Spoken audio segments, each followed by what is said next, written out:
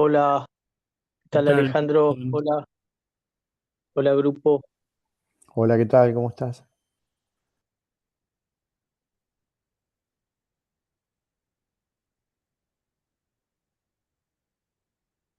Bueno, esperemos un minuto más que se vayan sumando.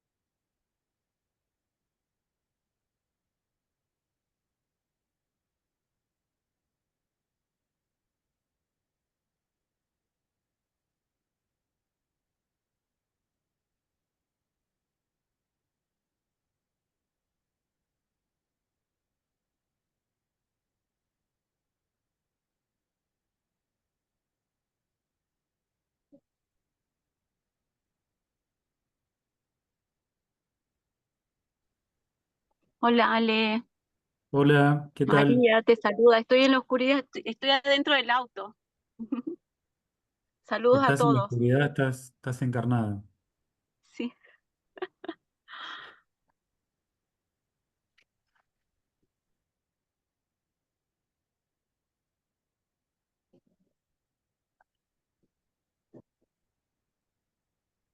Bueno, podemos empezar leyendo el lema de hoy.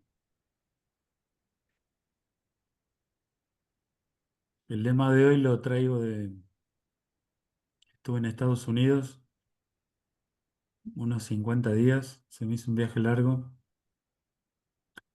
y, y estuve en una representación de Eurythmia en California y hicieron una performance de Eurythmia muy linda y bajo fue el número que tal vez más me llamó la atención y, y recitaban desde luego en inglés allá un lema de Rudolf Steiner que quería compartir con ustedes y dice así: para resolver nuestro pasado necesitamos conocimiento, para forjar nuestro futuro necesitamos valor, para experimentar el presente debemos desarrollar dedicación. Nuestro pensamiento necesita enigmas para despertar. Nuestros sentimientos necesitan dolor para madurar. Nuestra voluntad necesita resistencia para hacerse fuerte. Rudolf Steiner.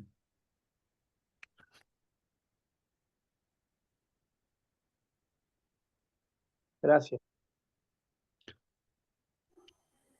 Bueno, Gracias, muy lindo. la verdad es que uno lee hace años que Rudolf Steiner es una de esas, la obra de Rudolf Steiner es algo que uno va descubriendo como continuamente. Eh, Tengo 51 años y desde los 12 años que leo su obra y siempre me sorprendo con cosas nuevas.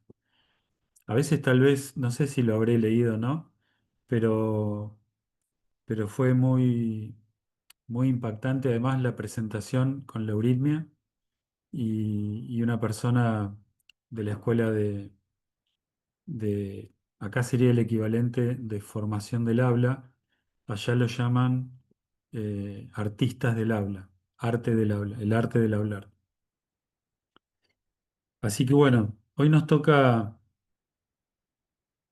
hablar del capítulo quinto y sexto de Futuro Social y,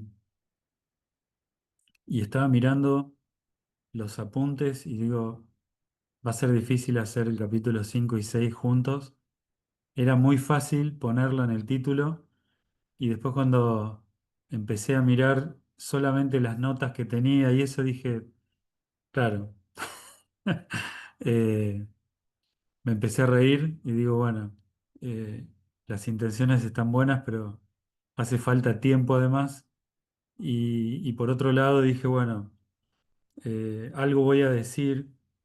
Creo que bueno, sigue el trabajo, como ustedes saben, estamos en junio. El, el Zoom tendría que haber sido, el encuentro este por Zoom, tendría que haber sido la semana pasada. Un viaje que eran 3 vuelos de regreso a la Argentina se me transformaron en 3 días.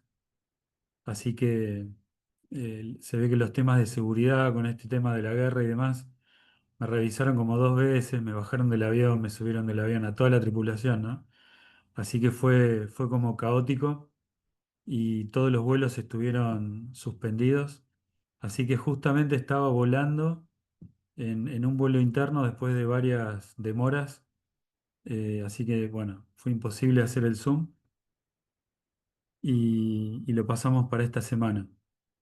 Y ya tenemos, bueno, las semanas tal cual estaba anunciado en los programas y le fuimos pasando fecha.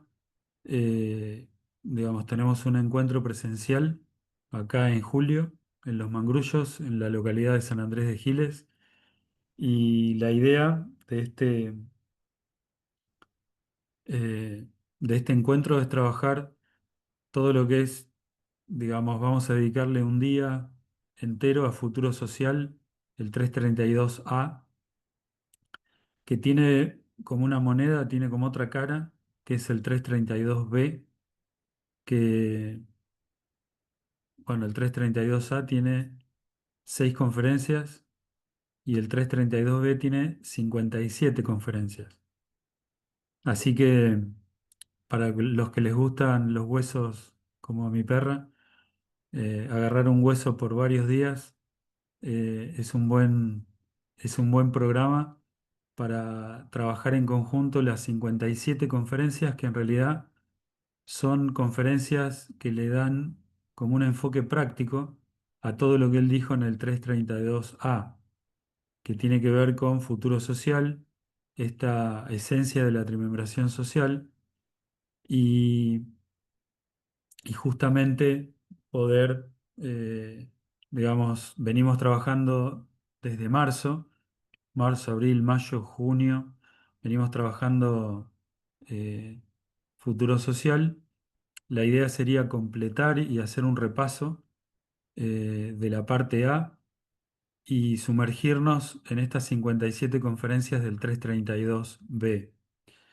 A eso le vamos a sumar un enfoque que tenga que ver con casos prácticos de este momento, tanto en el casos prácticos en la vida corporativa y en la vida institucional, y nos va a acompañar en en esta ocasión también Patricio Balesti, que es ingeniero agrónomo, y él como secretario de producción acá en provincia de Buenos Aires, en el distrito de Mercedes.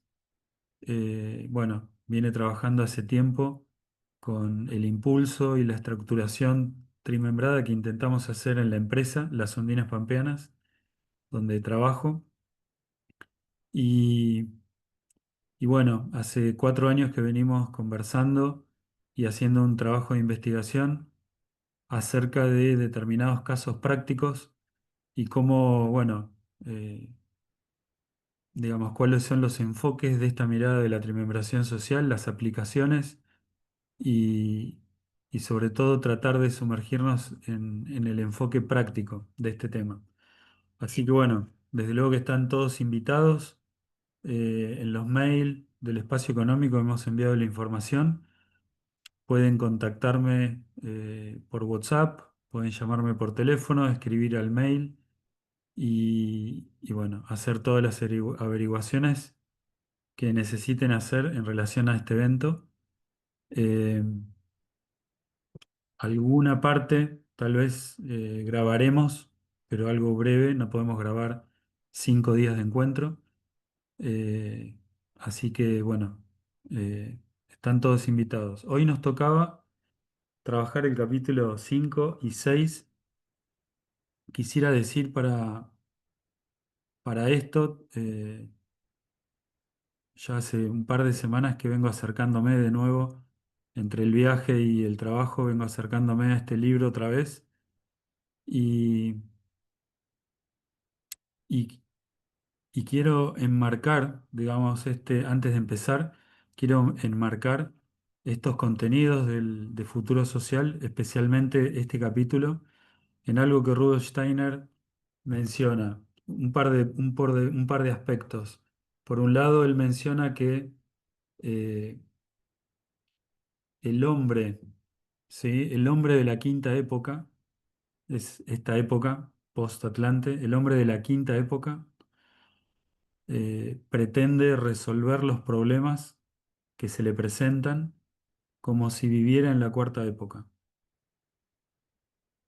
Esto, esto quiere decir que este es uno de los grandes obstáculos que menciona Rudolf Steiner eh, en relación a esta cuarta época, donde tenemos, bueno, la época greco-romana, tenemos todo un sistema jerárquico de sociedad, de leyes, y todos los problemas, digamos, del orden social los intentamos comprender y los intentamos resolver como si fuéramos ciudadanos de una época anterior.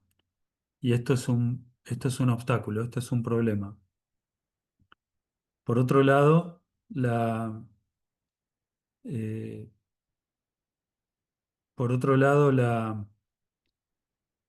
hay algo que él habla y es que frente a una necesidad de la época moderna, le tenemos que poner al lado un pensamiento que se corresponda a esta época moderna, un pensamiento moderno.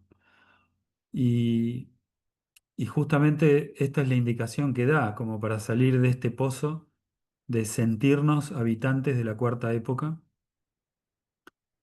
Y justamente recordaba una conferencia que dio Steiner que está titulada ¿A quién está dirigida la teosofía?, que es perfectamente aplicable y podríamos cambiar el término y significaría aún lo mismo, ¿a quién está dirigida la antroposofía? Y la respuesta en esta conferencia es, la antroposofía está dirigida al hombre moderno que se interesa por las cuestiones de su época. Y esta es una clave, digamos, para entender.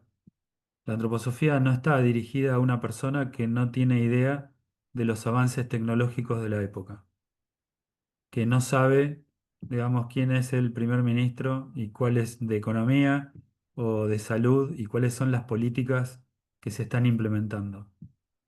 Digamos, pretender tratar de abordar los contenidos de trimembración social sin estar conectado íntimamente con lo que sucede en la época es lo que Rudolf Steiner marca como un error. Y esto por un lado.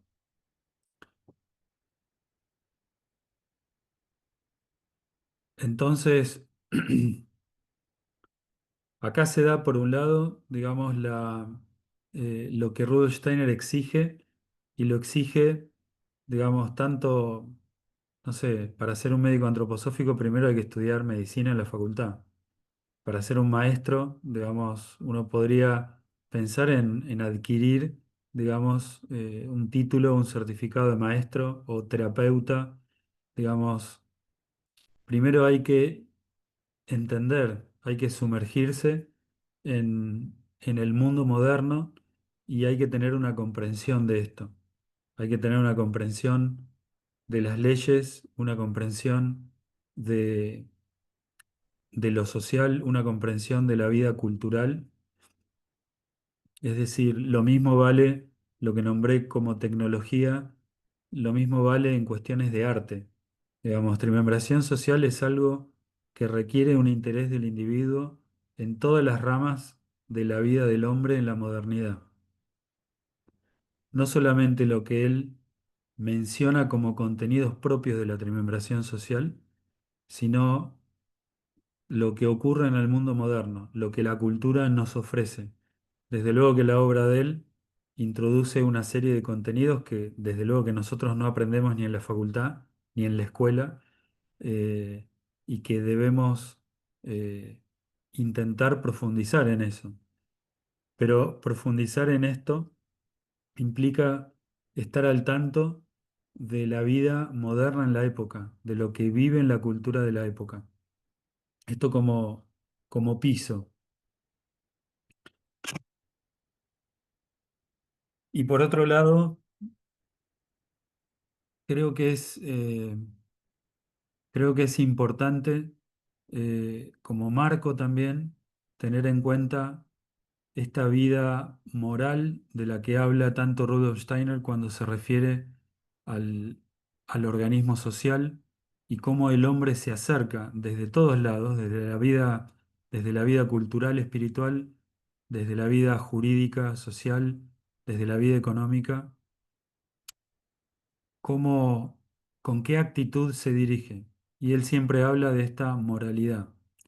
Esta moralidad que ya no tiene, digamos, eh, digamos, unas tablas en el mundo exterior con 10 mandamientos que nos dice lo que tenemos que hacer, sino que entiende por vida moral, esto lo explica Rudolf Steiner especialmente en Reencarnación y Karma, que es el trabajo de 9 meses que él hace el último año de su vida, o casi el último año de su vida, y justamente ahí él explica que tener, digamos, poder conectarse con los impulsos eh, inherentes, o sea, aquello que pulsa en mí, esta vida moral que pulsa en mí, es el equivalente a estar conectado con nuestro propósito de vida, con nuestro karma, con nuestras circunstancias. Esto quiere decir también que, digamos, uno de los obstáculos que él menciona, podríamos decir que cada vez que nosotros nos encontramos en una circunstancia de vida, entendiendo las circunstancias de vida como la manifestación del karma, que nosotros no aceptamos como algo que nos pertenece, que nos es propio, entonces nos estamos alejando de esta imagen de karma y de destino, y por lo tanto no podemos desarrollar una intuición acerca de lo que tenemos que hacer. Y esto forma parte de no solamente de aquel orden que necesitamos poner en el organismo social, sino que al orden, a la luz de los contenidos de la ciencia espiritual que debemos poner en el organismo social, digamos, tiene que haber un avance, tiene que haber un desarrollo interior de lo que es la moralidad humana en términos de karma y destino, de karma y circunstancias, entendiendo que el karma son las circunstancias de vida que tenemos que atravesar, pero no es aquello que hacemos como seres humanos en estas circunstancias. Entonces digamos, está la necesidad de rectificar aquella mirada sobre karma, donde uno piensa que lo que uno hace lo hace por karma, que lo que el otro hace lo hace porque hay un karma, cuando el karma que está descrito por Rudolf Steiner y que refleja un contenido de la ciencia espiritual, el karma es simplemente las circunstancias de encuentro entre los seres humanos. Lo que hacemos nosotros como seres humanos en esas circunstancias, eso no es karma, eso es el ejercicio de nuestra libertad. Entonces, esta, eh, esta comprensión interior de nuestras propias circunstancias son lo que nos pueden llevar a comprender al mismo tiempo las ideas de trimembración social de Rudolf Steiner. Si yo no puedo, digamos, tener como mis anteojos limpios, entonces la percepción del organismo social como reflejo de una percepción eh, con nubes, con una percepción no clara de mí mismo, eso también se va a imprimir en las ideas, en la comprensión, en la mirada hacia los cambios que tienen que realizarse en el organismo social. Y esto, a mi entender, es algo fundamental. Por eso también, bueno, prefería dar una introducción eh, a este capítulo 5. Tal vez el capítulo 6 lo tengamos que trabajar acá en el encuentro presencial. En mi opinión, no hay apuro. Estas conferencias están esperándonos hace más de 100 años, así que pueden esperar un mes más y son muy importantes y estoy convencido que es muy importante también trabajar el tema con el tiempo que necesita. Así que bueno, eh, voy a tratar esto era lo que quería mencionar como introducción y quisiera, bueno, ahora trabajar los contenidos del capítulo 5.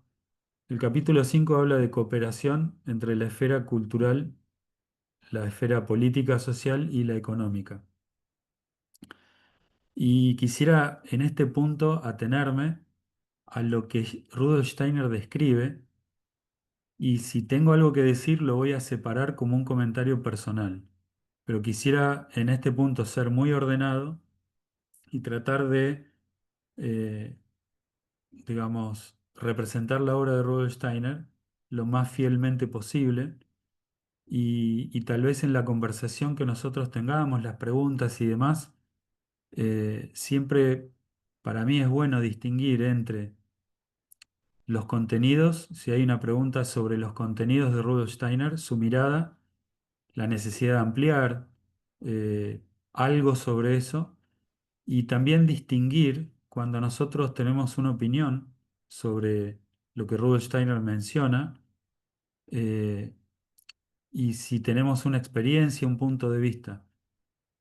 A manera de investigación creo que es muy importante siempre separar estas dos cosas, la obra de él y su contenido, y también todo lo que nos pasa a nosotros, que tiene mucho valor, pero es importante ordenarlo y poder distinguir qué es lo que él dice y qué es lo que nosotros pensamos que él dice, o cuál es nuestra opinión sobre eso, o cuál es nuestra experiencia.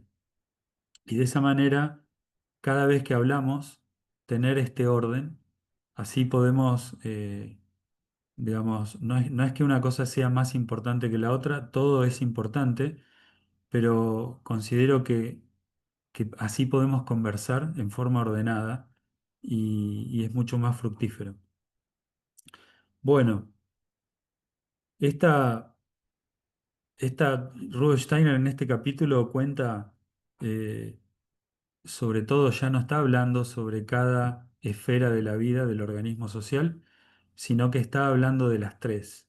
Y una de las cosas que menciona es que las críticas que se le hacen a él es que justamente esta propuesta de Rudolf Steiner tiene que ver con romper la unidad que existe en el orden social.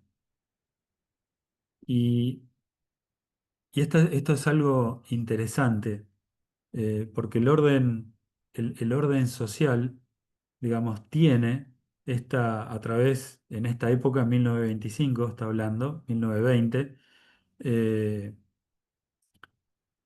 él habla del ámbito de la esfera cultural y él lo que dice es que tiene que haber una gobernanza de esta vida cultural espiritual a través de una administración independiente. No menciona cuál. Dice a través de una administración independiente. Esto lo digo porque es importante, eh, digamos, esta descripción. Él no nombra cuál sería. Cuando habla de la vida, de la esfera del derecho, de la vida jurídica social, él ahí sí nombra algo y dice, bueno, esto tiene que ser administrado por un parlamento democrático. Ahí sí está hablando de algo particular. Y cuando habla del orden económico, de la vida económica, dice que tiene que tener su propia administración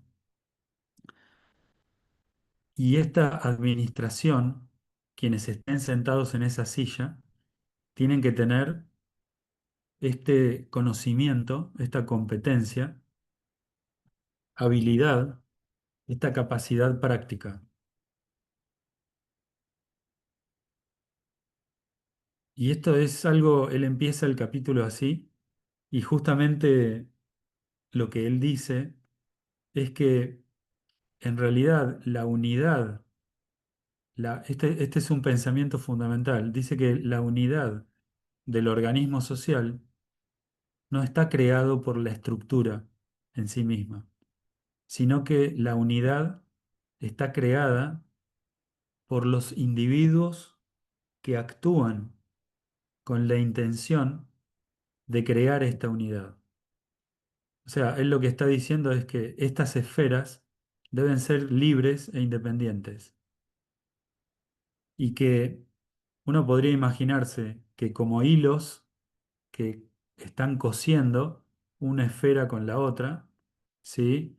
Están las voluntades de los hombres en cuyos actos, a través de los actos de la vida social, en este organismo social, actos económicos, actos de la vida cultural, actos de la vida jurídica, los hombres a través de estos actos le dan como puntadas a estas esferas y las cohesionan. Entonces tenemos acá una idea diferente de lo que es la unidad. La unidad está vinculada al actuar humano, no a las estructuras.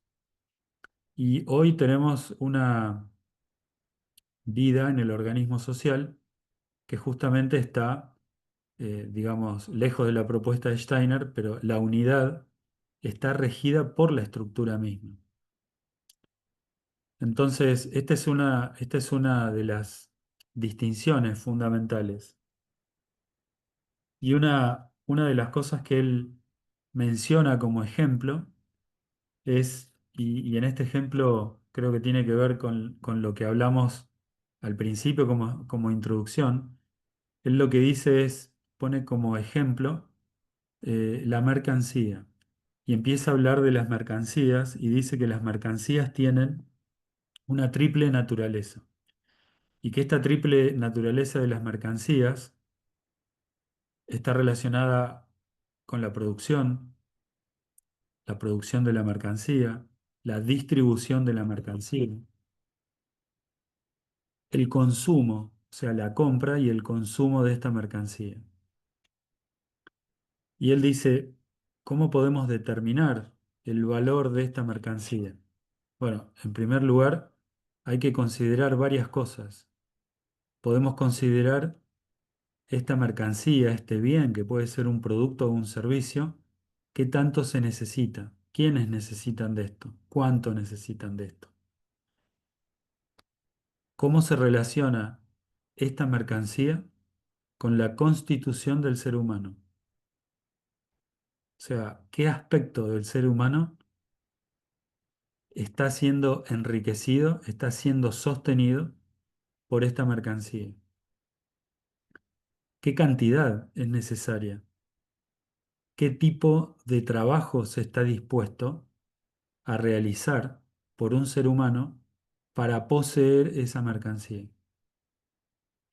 Por otro lado, es importante, y él dice, es el elemento espiritual humano el que en definitiva le da valor a esta mercancía y a cualquier tipo de mercancía.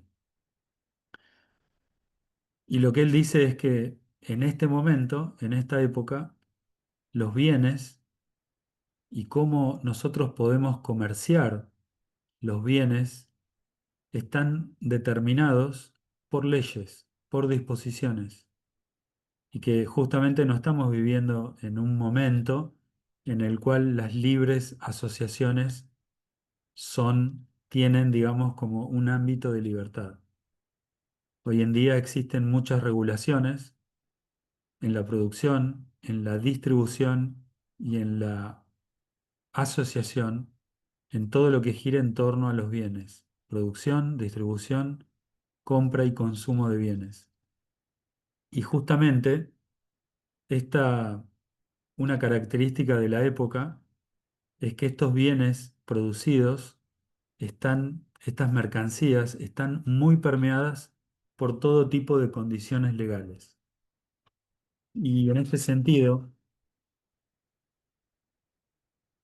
digamos, también habría que sumarle a todo lo que él propone en relación a observar la mercancía para determinar el valor. Él también dice, hay que entender cuál es el valor de la mercancía objetiva. O sea, también la mercancía tiene un determinado valor por sí misma. Y esto hay que observarlo. Y hay que observar la mercancía en términos de si es durable, si no es durable, si es perecedero o no, el tipo de utilidad que tiene. Y por otro lado, qué tanta disposición tenemos de esto en la naturaleza. En la naturaleza me refiero a la tierra, puede ser un elemento abundante o escaso, y también puede ser dentro de un servicio que aporta un ser humano, digamos, puede ser que esas habilidades sean escasas en la humanidad. Por ejemplo, eh, me encanta pensar ejemplos. Iba en el avión pensando ejemplos de, uno puede decir, bueno, hay metales que son escasos, pero ¿qué actividades humanas uno podría considerar que son competencias escasas? Y estaba sentado en el asiento de al lado un hombre con el cual conversé, que era un buzo de la Armada de Estados Unidos, y él se dedicaba a soldar los cascos. Entonces, cuando un buque tenía algún problema, él tenía que volar a cualquier lugar del mundo, lo contrataban para soldar. Pero imagínense, soldaba en el Mar del Norte, soldaba con tiburones, soldaba en cualquier lado. Y esto, claro, es escaso. No hay mucha gente en el mundo que haga esto. Y también ahí tenemos un ejemplo de abundante o escasez, ¿no? Y en este sentido, una de las preguntas que se hacía Rudolf Steiner es cómo puede todos los aspectos que están unidos en una mercancía, cómo pueden en nuestra conciencia separarse y al mismo tiempo quedar bajo la administración de estas tres áreas. ¿Qué pregunta? ¿No? O sea, todo esto que estamos hablando, todas estas observaciones, ¿cómo pueden, por un lado, estar en nuestra conciencia y mantener unida a la mercancía? O sea, es como que todos estos pensamientos hacen que la mercancía como fenómeno tenga una cohesión. Toda esta conciencia integra la mercancía.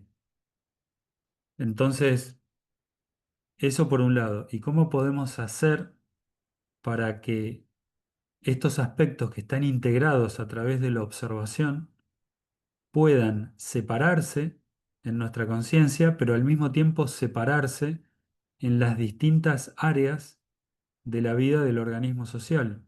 ¿Cómo pueden ser vistas desde el aspecto cultural? ¿Cómo pueden ser vistas desde el aspecto jurídico, desde el aspecto económico? Y Steiner lo que dice es, justamente, bueno, él explica extensamente en el capítulo todos los ejemplos acerca de lo que no sucede. Eso lo voy a obviar porque la realidad está inundada de esto y él explica en las distintas épocas cómo no sucedía, y me voy a enfocar en lo que él cuenta que necesitamos para que suceda. Y él dice, es importante que la observación sea imparcial, una observación imparcial. Y dice acá, y lo anoté porque me encanta y lo chequeé con el alemán, una observación imparcial en estos tiempos modernos. Y cuando dice tiempos modernos, me acuerdo, ¿para quién está dirigida la antroposofía? Para el hombre moderno. Entonces, él no menciona esto porque sí. Steiner a la palabra tiempos modernos siempre le pone al lado hombre moderno y a la vez ideas modernas. Esto, esto para Steiner es, digamos, moderno quiere decir que resulta refrescante. Y esto en la vida de las empresas, en los grupos de estudio, cada vez que nosotros podemos llegar a una pregunta, a conversar en relación a una pregunta diferente, con un nuevo enfoque. Steiner anima esto y él dice, tienen que hacer el esfuerzo por llegar a una nueva pregunta, a un nuevo enfoque en la discusión. Mientras sigan discutiendo lo mismo y siempre repitiendo esto, es como que eso va a denotar que no estamos alcanzando la modernidad que él nos pide. Renovar y refrescar continuamente esta conversación. Y él lo que dice, por un lado, es, en el fondo, él da muchos ejemplos del pasado y cómo esto no sucedía, cuando había un individuo que concentraba todo el poder, me imagino un rey, o una monarquía, o, bueno, el mercantilismo.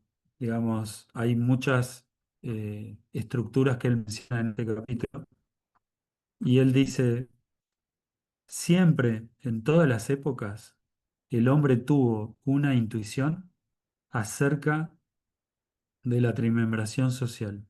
Siempre. Siempre estuvo latiendo adentro del ser humano esta verdad. Pero también dice, pero sin la fuerza suficiente. Porque la fuerza, la verdadera fuerza, tiene que ver con lo que el hombre moderno puede imprimirle a este impulso, que es la fuerza que se apoya en la conciencia, que no teníamos la misma conciencia siglos atrás. Esto lo tenemos ahora, lo tenemos hoy como capacidad. Y por otro lado, el ejercicio de una libertad. El ejercicio de una libertad, esta capacidad, nos conecta con fuerzas que están durmiendo dentro del hombre. Han dormido por siglos. Y esta fuerza la tenemos hoy. Por eso Rudolf Steiner decía, es muy difícil que las ideas de trimembración social sean comprendidas en esta época, en la época en la cual él estaba trabajando. Y si bien pueden ser comprendidas, es mucho más difícil aún que puedan realizarse. Y si pueden realizarse, es mucho, mucho más difícil aún que puedan sostenerse. Y este apoyo solamente es posible a través del aumento de la conciencia, a través del aumento de la moralidad y el pleno ejercicio de la libertad. Esto quiere decir que la trimembración social no es un conjunto de estructuras y normas que nos impulsan a hacer algo bueno. Lo bueno debe ser libre. Para que sea bueno, lo bueno debe ser libre. Y debe surgir todos estos impulsos que acompañan la trimembración social, deben surgir del hombre, no de un reglamento, no de una estructura. Tienen que surgir de la voluntad de un hombre. Y justamente dice, en este momento, no antes, A partir de este momento se dan las condiciones para que la humanidad pueda ponerle orden al organismo social. Y justamente esta, digamos, este organismo social, como un ovillo de lana enredado, como una soga con nudos, digamos que tiene como varias partes, tiene que tener como un principio. Tenemos que encontrar la punta del ovillo para poner orden, y esta es la vida económica. La vida económica representa en este momento la puerta a través de la cual la humanidad en esta época puede acceder al mundo espiritual. Hemos mencionado esto en otros Zoom. Digamos, tenemos tres grandes maestros de la humanidad. Rudolf Steiner es considerado el maestro del pensar. Esto nos podemos imaginar como un mundo espiritual que tiene tres entradas: a través de la voluntad, a través del sentir y a través del pensar. Jacob Böhme, el zapatero, Jacob Böhme nos ofreció esta entrada al mundo espiritual a través de el camino del desarrollo de la voluntad. En esa época nos imaginamos, eh, digamos, el hombre con una capacidad de desplegar una voluntad increíble. Los conquistadores, por ejemplo, los descubridores, Magallanes, Colón, eh, digamos, tantas conquistadores. Hoy en día nosotros no tenemos esta fuerza de voluntad. Salimos al patio y nos quejamos de los mosquitos y, y que me falta digamos, eh, hay que reconocer que no estamos preparados como humanidad. Hemos pasado por esa época, pero hoy no podemos ir a pescar si no llevamos off. Y se imaginan este, caminando por esos pantanos cubiertos de mosquitos en esta época por años. O sea, a mí me resulta, a mí me resulta difícil. Eh, y por otro lado, bueno, tenemos otra entrada que es Novalis. eh, Recordamos a Novalis, Himnos a la Noche. eh, esta, esta capacidad de desplegar el sentir hasta poder abrir esta puerta para acceder al mundo espiritual. Y justamente uno de los problemas que tenemos en esta época, que es tal vez el peor enemigo de las ideas de la trimembración social, que es la superficialidad. No tanto el materialismo, no tanto la abstracción, aunque la abstracción él la nombra, pero la superficialidad. La superficialidad es el gran enemigo. Y cuando él habla acá, en esta conferencia, de la abstracción, y nombra a la abstracción como un enemigo de, de esta, de este acercamiento, tenemos que tener en cuenta que él habla de un tipo de abstracción que no es saludable. Y esto es importante si nosotros nos imaginamos el proceso económico tal cual él lo describe, entre infrarrojo y ultravioleta. Podemos decir que el ultravioleta es el umbral entre lo físico, que está de este lado, y lo espiritual, que está más allá del ultravioleta. Y cuando habla del infrarrojo, estamos hablando de lo que es material, pero visible a los sentidos, y lo que es infrarrojo, cuando uno cruza al otro lado del umbral, se está refiriendo a aquello que nosotros no podemos acceder a través de los sentidos: átomos, moléculas, bacterias. Si no, no accedemos a través de los sentidos. ¿Sí? Y es importante entender que cuando nosotros dirigimos la mirada y cruzamos el umbral infrarrojo y aparecemos del otro lado, ese mundo que existe, que es real, que está del otro lado del umbral infrarrojo, lo tenemos que poder comprender a través de de una saludable capacidad de abstracción. Así como hacemos geometría, matemáticas, digamos, hay una abstracción, hay un tipo del pensar abstracto que es saludable. El problema es cuando el pensar abstracto lo dirigimos, ¿sí? No al otro lado del umbral, sino que el pensar abstracto, queremos con el pensar abstracto entender esto que está en el medio. Ese es el problema. Pero es importante tener esta distinción porque el martillo, pobre martillo, no es el asesino. El pensar abstracto no es el verdadero problema. El problema es que nosotros, a la fuerza del pensar abstracto, la dirigimos a un lugar donde no corresponde. ¿Cómo haríamos ejercicios de eh, regla de tres simple? ¿Cómo haríamos cálculos? ¿Cómo haríamos? O sea, sería muy complejo sin esta capacidad que es muy saludable en una dirección. Cuando lo ponemos en otra, ya no. Bueno, volviendo al orden, él habla de este impulso cultural espiritual que debe ser libre, sin abstracción. Hago esta salvedad porque justamente él empieza hablando de esto. El orden cultural espiritual, esta esfera, debe ser un impulso verdaderamente libre, sin abstracción. Pero hay que entender a qué se refiere cuando es sin abstracción. Se refiere a no poner la fuerza de la abstracción en un lugar incorrecto. El orden social, por otro lado, sin estar influenciado por el orden económico, algo que no sucede en este momento.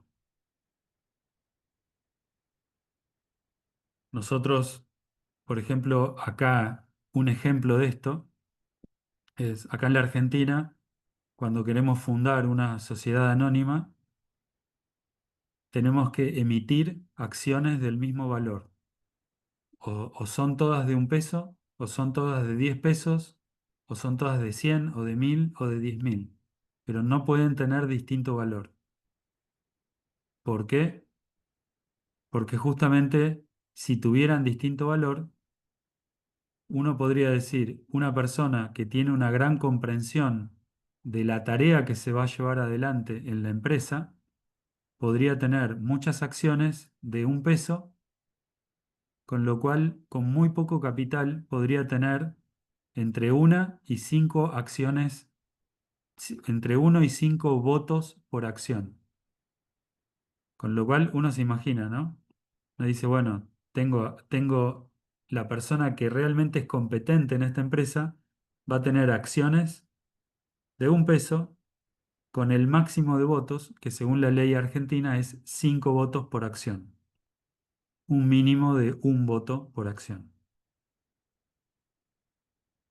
Y se podrían emitir otras acciones que cuesten, el valor puede estar en 10.000 pesos y tienen un solo voto por acción.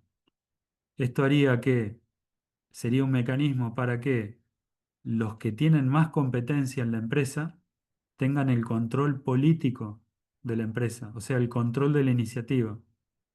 Y en este caso no es posible, porque la ley argentina, y en otros países es así también, protege a quienes tienen mayor capital.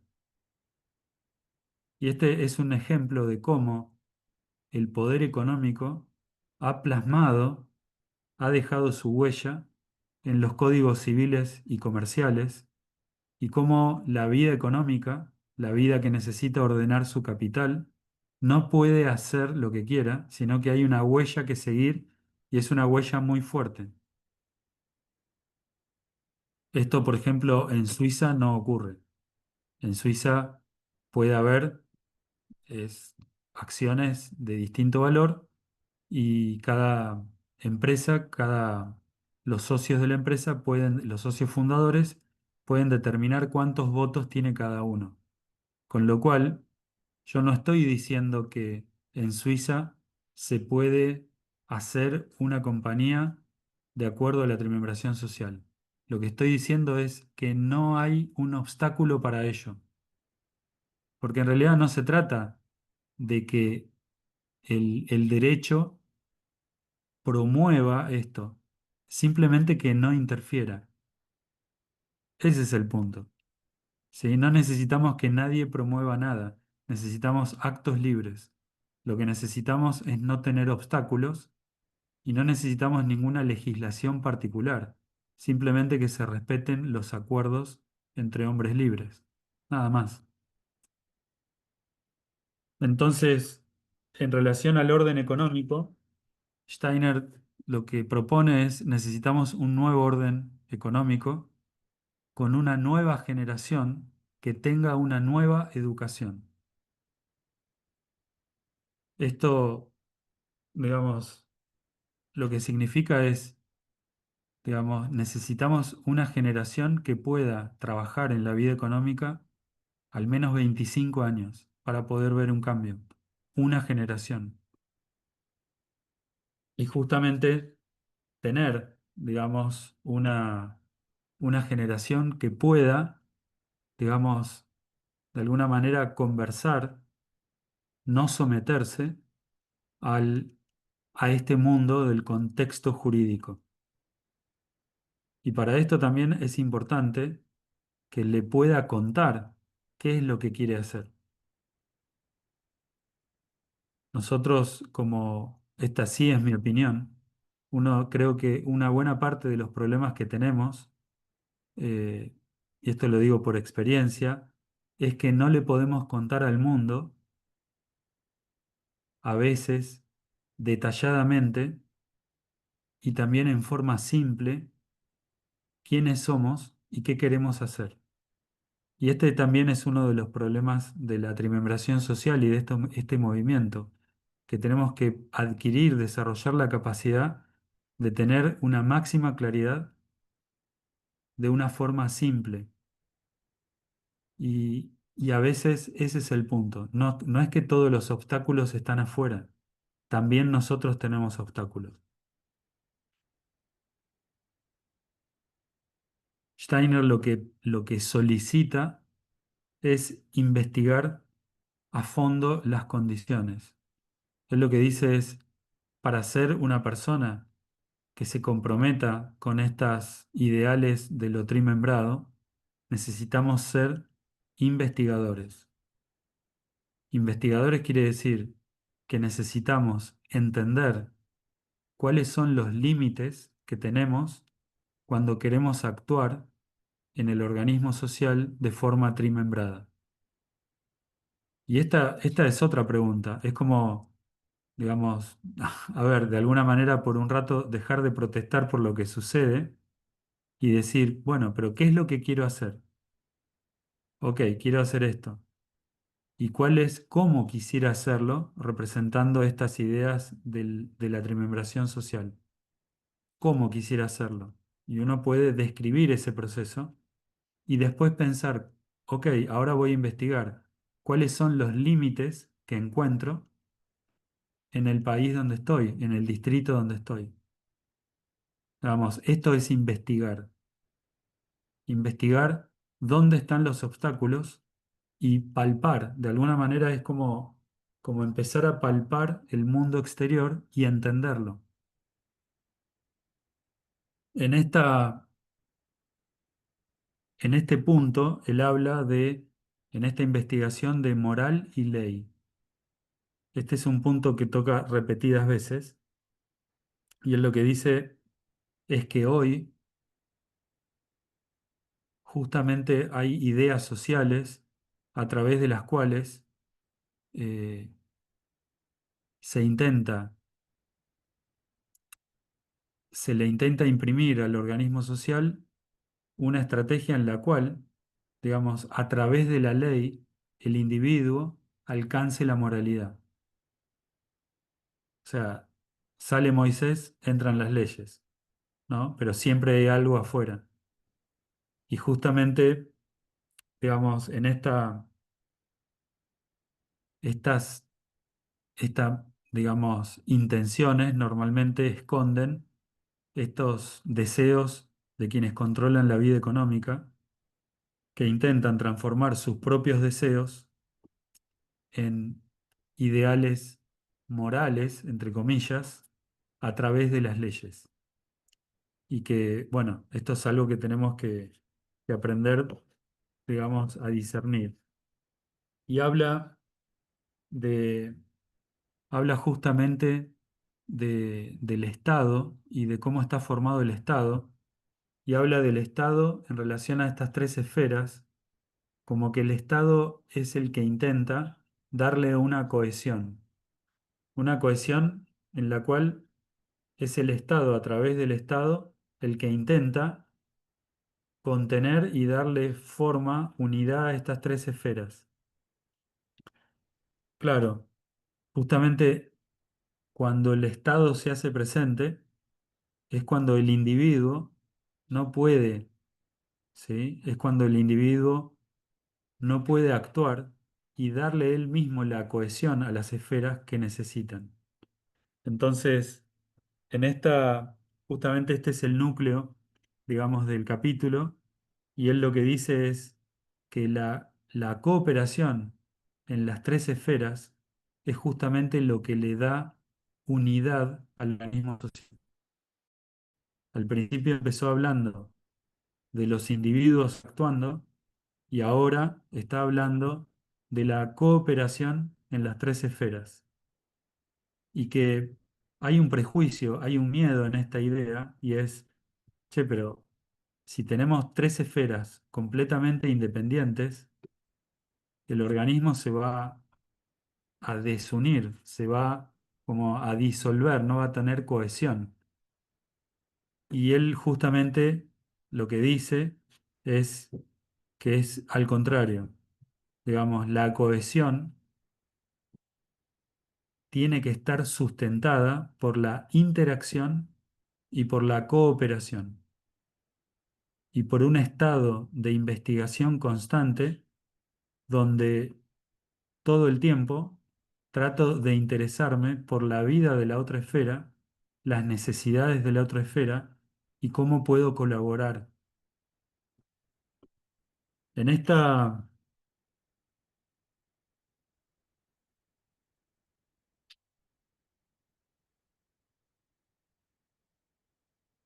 hay muchos puntos, digamos, que nombra, son 7:30 ya. Hay muchos puntos que nombra y, y justamente una de las cuestiones, hay muchos puntos, elegí algunos. Él habla en particular de la acumulación de capital.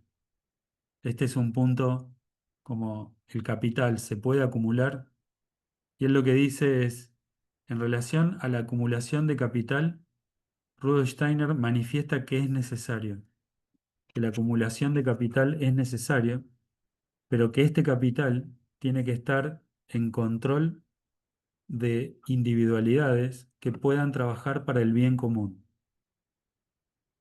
Pero es necesario acumular capital. Este capital tiene que estar administrado por alguien que es competente, mientras sea competente, mientras pueda hacerlo. Y él ahí también lo que marca es que una persona competente es competente hoy, pero las condiciones del mundo evidentemente cambian. Por eso marcaba esto de una generación. Y tal vez yo puedo ser hoy competente y luego de 25 años de actividad ya no sea competente. Esto no tiene que ver con el individuo en sí mismo, sino con los conocimientos que tiene el individuo. El individuo puede ser perfectamente confiable y puede haber demostrado competencia en su época, pero las épocas cambian. Por eso es importante que la administración del capital también cambie. Esos individuos representaban valores para una época determinada y los nuevos individuos van a emerger y van a representar ideales nuevos para una época nueva. Y esto se tiene que ir renovando continuamente.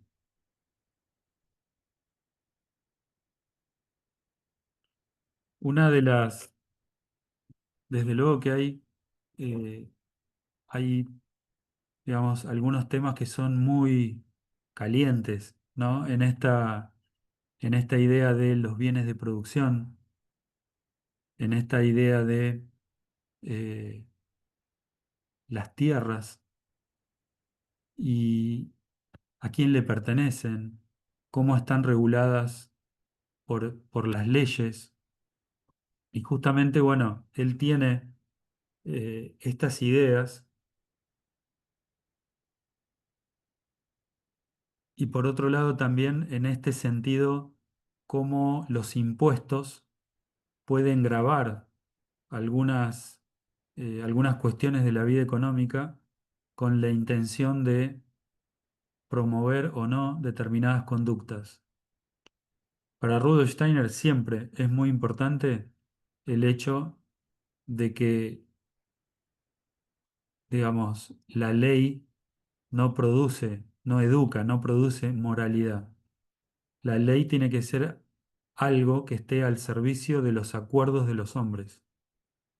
O sea, si yo decido libremente ceder mis bienes, ¿sí? Y no dejarlos en herencia, debería poder hacerlo. La ley debería poder instrumentar ese acuerdo. Y justamente, tanto los medios de producción como la tierra, si bien uno dice, bueno, en parte pertenecen a la vida económica y en parte pertenecen a la vida cultural. ¿Por qué en parte? Porque hay que tener ambas cosas en cuenta. Por un lado, la producción y la parte económica. Y por un lado, también tener en cuenta al emprendedor y a la competencia que tiene el emprendedor. La competencia de un emprendedor para producir, no la producción en sí misma, la competencia del emprendedor debería estar ligada a los medios de producción. Entonces, hay un aspecto, la producción en sí misma, y esos medios de producción están conectados a la vida económica. Pero Steiner dice, al mismo tiempo, están conectados a la vida cultural espiritual. ¿Por qué? Porque hay alguien que es competente para usar esos medios de producción. Y por una cuestión de herencias y de leyes, ¿por qué se debería separar a los medios de producción de quien es competente? Entonces, Rudolf Steiner lo que sugiere a través de esta idea de la trimembración social es que las decisiones espirituales sean respetadas por el orden jurídico y de esta manera puedan ser confirmadas por la ley. O sea, en realidad es justamente los impulsos espirituales deben estar seguidos por los papeles y no los papeles seguir a los impulsos espirituales, ¿no? Es esta, es esta la imagen. Y él habla de esta, nombra una palabra, Commonwealth. Commonwealth en inglés significa mancomunidad y habla de esta mancomunidad en relación a las asociaciones, sociedades de comerciantes y, y él lo que dice es que deberíamos aprender a desarrollar lo que es la experiencia de la voluntad colectiva en estas asociaciones y que justamente la vida económica siempre estuvo ligada a seguir las órdenes de quien tenía más poder, que muchas veces es uno solo o dos, y después de seguir los acuerdos de los grupos. Y uno dice, bueno, es algo mejor, tal vez uno se acerque a algo más justo, pero esta dificultad que siempre tenemos de poder acercarnos a lo verdadero. Y ahí tenemos, ¿no? Como esta mirada de que lo justo no necesariamente es lo verdadero. Y la propuesta de Steiner es poder desarrollar una voluntad colectiva que se apoye en imágenes colectivas. Y la imagen colectiva está aportada al organismo social por la vida económica. Es la esfera económica la que debería realizar esta investigación y tener esta mirada imparcial, esta observación imparcial. Cómo podría desarrollarse una verdadera voluntad colectiva que no se apoye en una imagen verdadera? Este es este es como el requisito. Y por otro lado, estos acuerdos, él acá dice algo, dice, los acuerdos deben contener algo con lo cual todas las almas estén de acuerdo y puedan familiarizarse. Esto para mí es como, lo tuve que leer varias veces y pensarlo varios días. Ya lo había Sí, leído a este libro. ¿podrías repetirlo, Ale? Sí. Perdón. Él dice que este es el principio de lo asociativo, llegar a una voluntad colectiva que parte de una imagen colectiva, que donde esta imagen y voluntad contiene algo con lo cual todas las almas estén de acuerdo y puedan familiarizarse.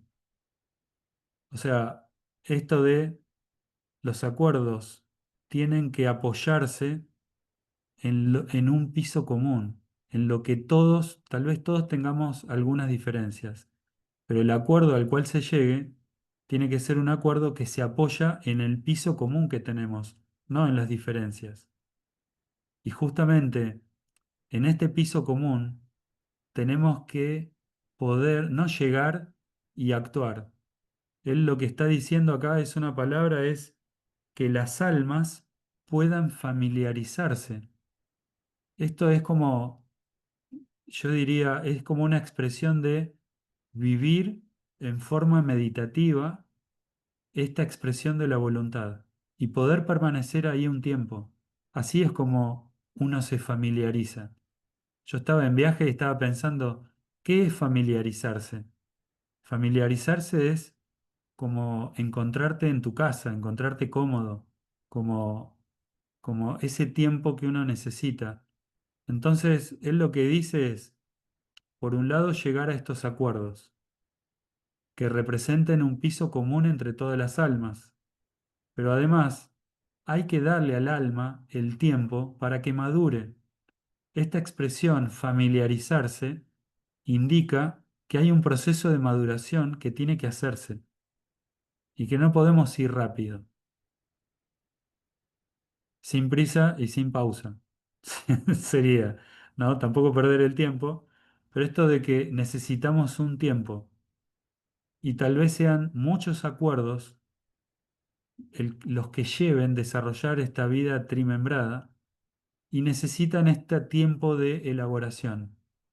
O sea, entiendo que acá Rudolf Steiner está diciendo, vayan tranquilos, tienen que tener un piso común, tienen que ir de la mano, tienen que ir juntos, pero además despacio, y tienen que madurar juntos, y después crear un nuevo acuerdo. Y por otro lado, él decía, esa voluntad colectiva debe fluir en todo lo que el hombre individual siente como su propia naturaleza. Ahí le agrega un paso más. Y él dice, ok, ahora llego a un acuerdo, tengo un piso común. Después tengo un tiempo para madurarlo y me familiarizo con eso. Y después, con eso que yo me familiaricé, con esto que yo comprendí a través de una experiencia viva, tengo que introducirlo en mi propio ser y tengo que dejar que eso que maduró sea parte de mi propia naturaleza humana. Lo tengo que asimilar, tengo que interiorizarlo, que incorporarlo a mi ser. Y él hace un punto y dice, esto es imperativo. Este punto es imperativo. La voluntad colectiva, la imagen colectiva, el acuerdo, el familiarizarse y el poder alojar esta experiencia en la propia naturaleza humana. Esto es lo imperativo del proceso de trimembración que acá vemos nace en el individuo y se proyecta en el organismo social. Pero es el individuo, a través de su propio trabajo interior, el que puede darle vida y el que puede rectificar aquello que hay que rectificar del organismo social.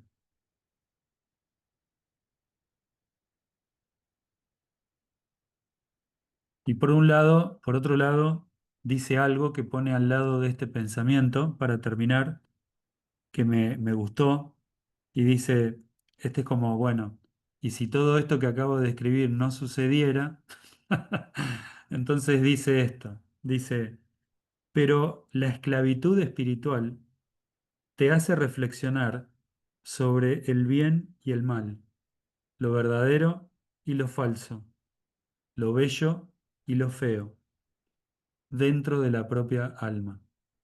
Y esto me encantó, porque dice, bueno, esto es lo que debería hacerse, pero en el caso de que usted esté en algún lugar del mundo y esto no suceda y usted esté sufriendo lo opuesto, tengo estas palabras. La esclavitud espiritual te hace reflexionar sobre el bien y el mal, lo verdadero y lo falso, lo bello y lo feo, dentro de la propia alma.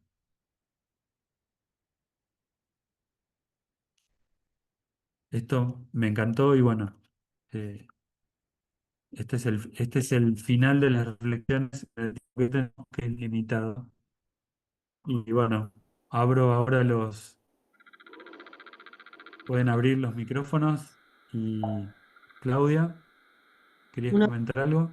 y una pregunta, en lo último que comentaste, él se está refiriendo a que uno estaría siendo esclavo espiritualmente cuando no puede ser realmente libre, que es el proceso anterior, el que comentaste primero, ¿no?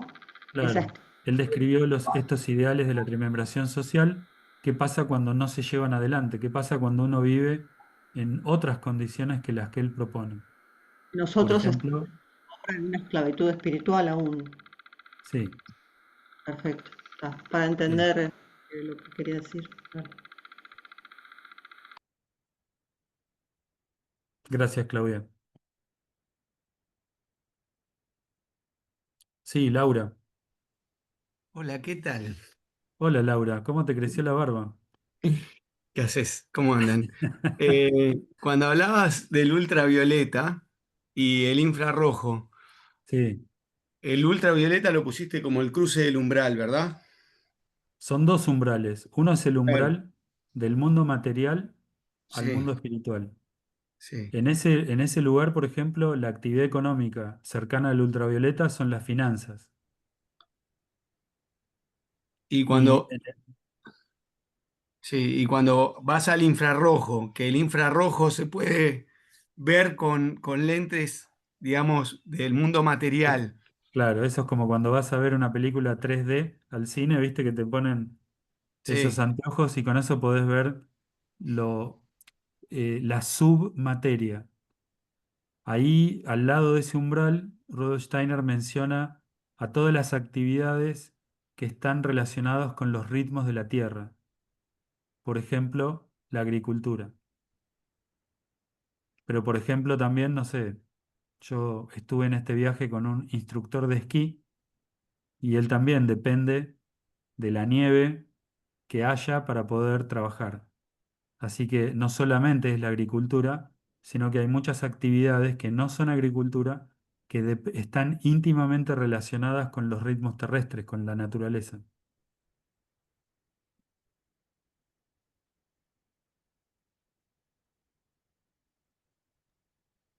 Gracias. Lo ponía en ese Gracias, lugar. Laura. No, a ustedes.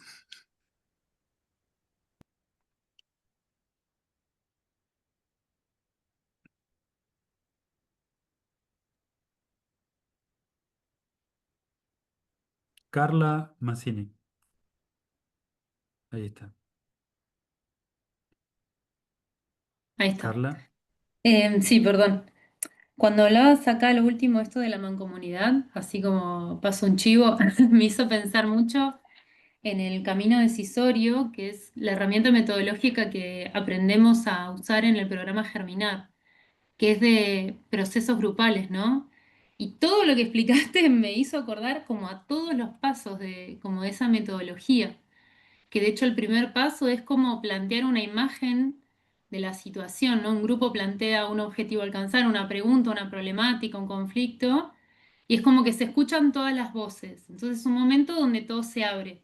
Y luego llega el momento como de, al revés, el pensamiento convergente, de decir, bueno, para alcanzar esto que queremos, que tengo que sacrificar como individuo, pero lo hago libremente. Entonces, finalmente, después de muchos pasos, se llega a una decisión que es aceptada por todos, pero porque todos participaron. Y conozco casos de compañeros de la formación que se dedican a hacer facilitación de procesos y lo han llevado a empresas, no sé, petroleras, ámbitos donde decís, jamás en su vida escucharon hablar de Steiner y dicen que es increíble cómo en ese proceso es como que la gente empieza como a respirar y se relaja, o sea, como hay alegría, o sea, cuando se logra formar esa imagen, dicen que es alucinante. Porque es por ahí es media hora, por ahí son 3 horas que la gente habla, cuenta, no, porque el que fundó, el que vino después, el que echaron, bla, bla, llega un punto que se hace un silencio. Y dicen, listo, ya está la imagen, no hay nada más que decir. Nada, también como Steiner dijo todo lo que no sucede, bueno, también hay cosas buenas que suceden, que espero que esté Qué contento ahí bueno. donde nos esté mirando, de que hay cosas que bueno, de a poquito van andando. Buena experiencia. Gracias por compartir. Felipe y Francisco. Em, no, por un lado, ahí cuando... hola a todos y gracias. Cuando hablabas de...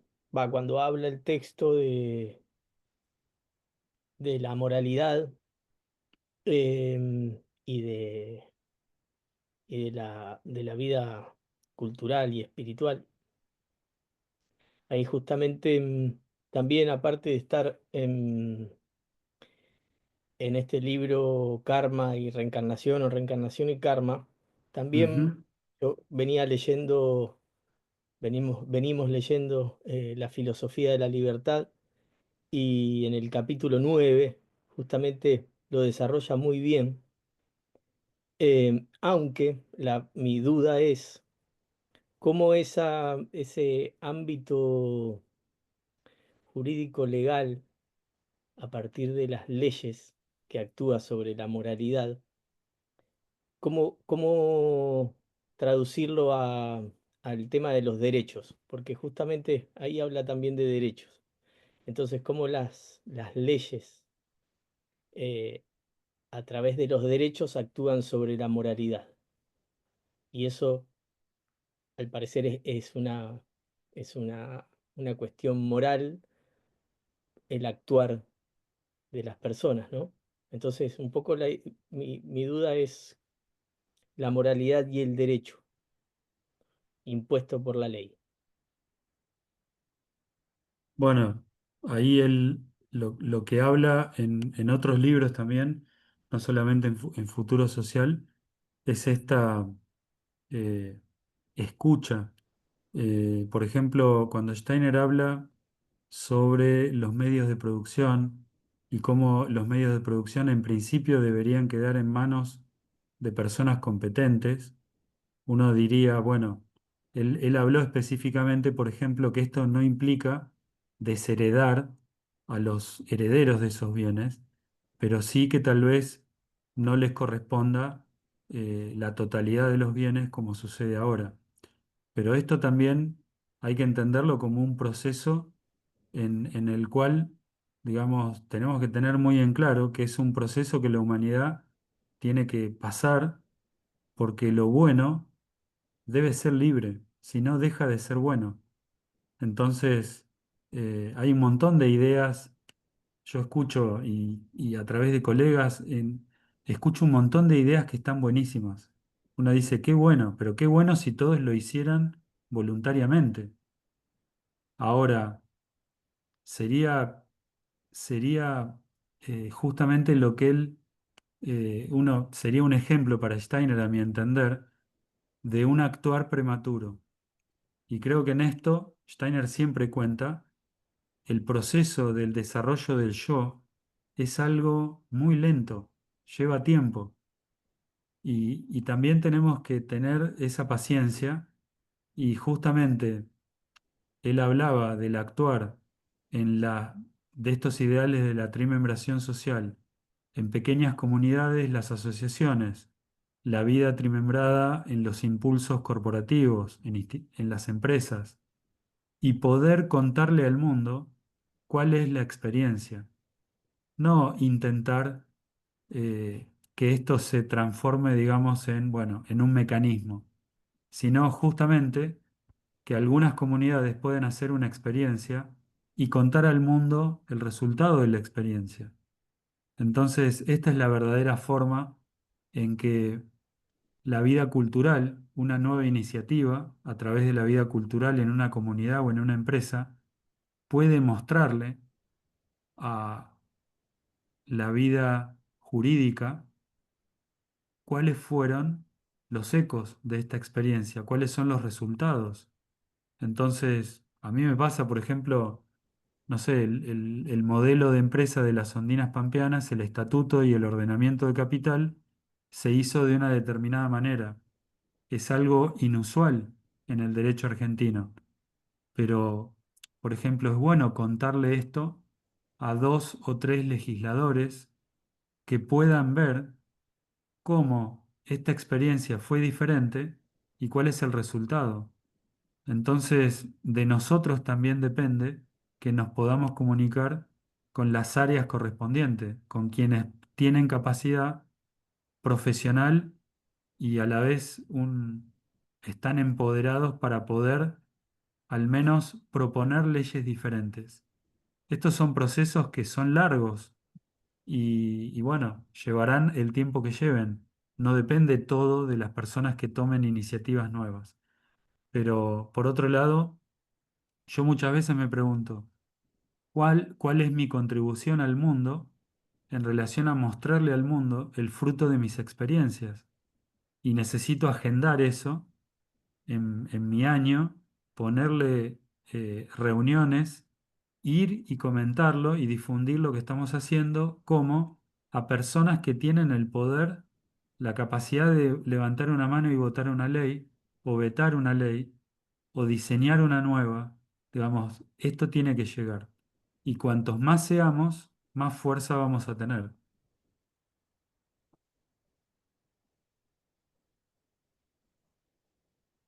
Gracias, Felipe y Francisca.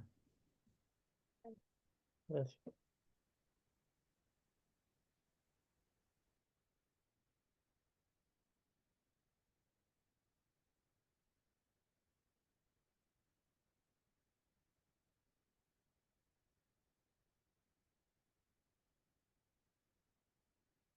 Bueno, estamos a 3 minutos del cierre. Eh, bueno, va a quedar el próximo capítulo.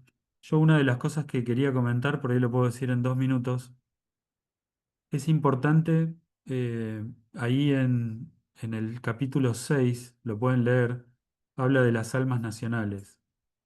A mí me parece interesante cuando Steiner habla de cómo se forman las almas nacionales.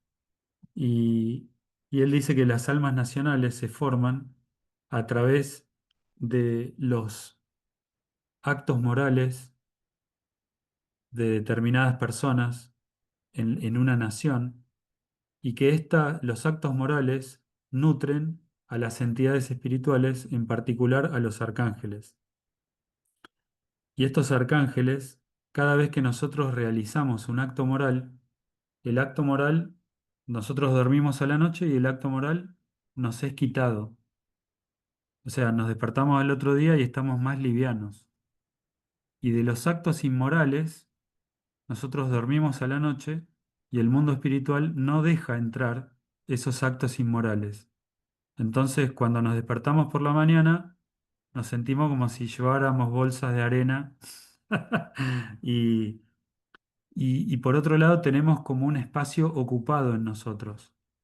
Entonces, justamente esto es importante porque Steiner dice, cuando hay un grupo determinado de personas que realiza a través de un desarrollo espiritual, de un aumento de la conciencia, actos morales, estos actos morales en un determinado lugar del mundo nutren a las entidades arcangélicas. Las entidades arcangélicas que están bien nutridas pueden tener una mejor intuición sobre cómo guiar a través de impresiones astrales y etéricas a las personas que viven en esa nación. Y cuando esto se mantiene en el tiempo, surgen lo que se llaman almas nacionales, que son los conductores de una nación. Es interesante este origen de las almas nacionales. Ahora, también dice algo, y dice, las almas nacionales y la vida en la nación, porque ahí en el capítulo 6 habla de la vida a nivel nacional y cómo las naciones se relacionan entre sí.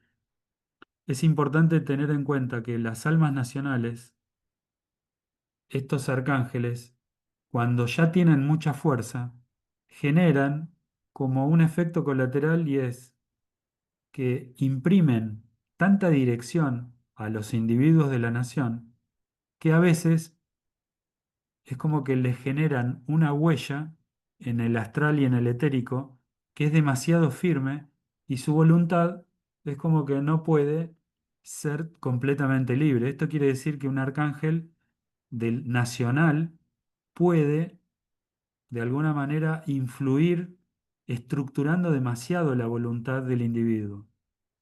¿Cómo se contrarresta esto? Por un lado, digamos, y esto no lo dice en el capítulo 6, lo dice en el GA 159, por si alguien quiere leerlo. ¿Cómo se contrarresta esto? Esto se contrarresta cuando en la nación, ¿sí? A través de esta vida de acompañamiento del alma nacional a los individuos, cuando hay individuos dentro de esa nación que emergen y son de alguna manera no uno solo, varios individuos emergen.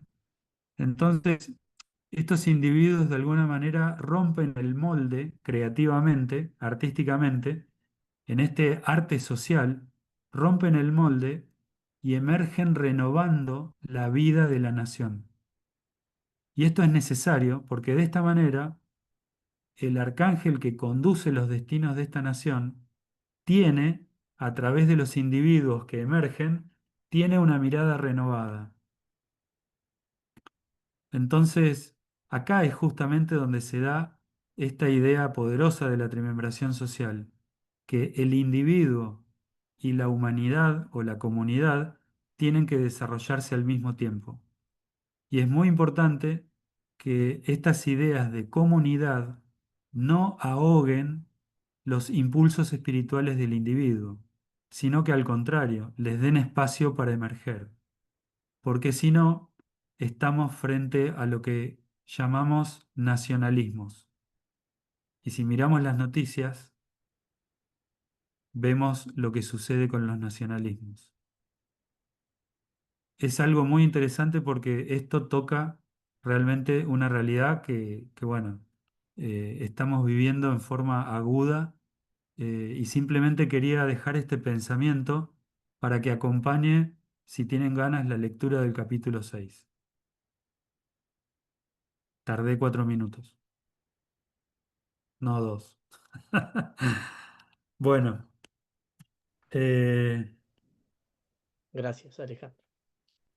bueno, gracias por estar ahí. La verdad que es un espacio que disfruto muchísimo de poder conversar, compartir esto Gracias. esto que es tan importante y gracias a ustedes por estar ahí y también animarme a mí a seguir leyendo, hablando, charlando, preguntándome cosas. Gracias, Eh, Alejandro. y espero en la medida que sea posible poder verlos en algún momento personalmente. Bueno, les mando un abrazo a todos, que tengan buena semana. Buenas noches. Igualmente, Muchas Buenas, gracias. muchas buenas, gracias. buenas noches. Nos vemos. Chau, Gracias. chau. Chao, chao. Gracias.